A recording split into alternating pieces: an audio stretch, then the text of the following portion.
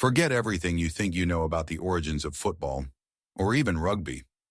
Long before stadiums roared and jerseys were traded, the Romans were already hooked on a wild, rough, and absolutely chaotic game called Harpastum.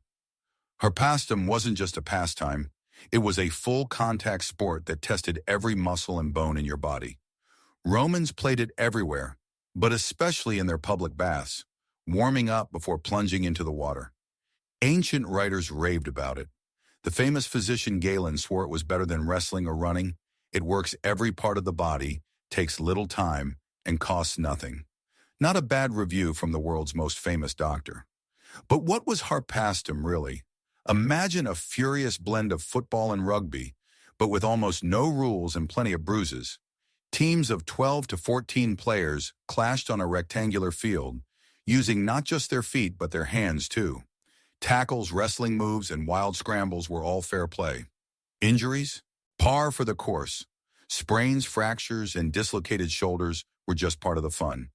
The game itself was a test of grit and cunning. Each side had one goal: get the ball across the enemy's boundary line. The field was marked with 3 lines, 2 boundaries and a center, and chaos ruled the space in between. And don't think it was only a man's world.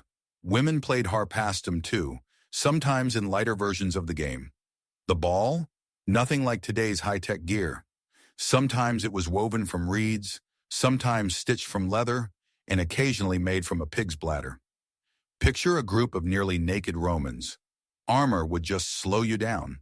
Wrestling and sprinting under the sun, the shouts and laughter echoing through the streets. And unlike modern games, there was no time limit. You played until you couldn't stand anymore, or until everyone was too battered to keep going. Substitutions were allowed, but often by the end, not a single starter remained on the field.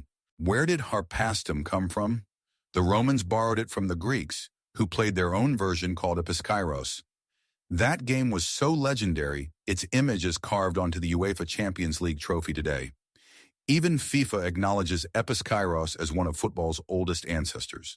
So next time you watch a heated football match, remember, the Romans were there first, playing harder, rougher, and maybe even having a little more fun. Subscribe for more wild tales from the ancient world. And let us know in the comments which ancient sport you'd dare to try.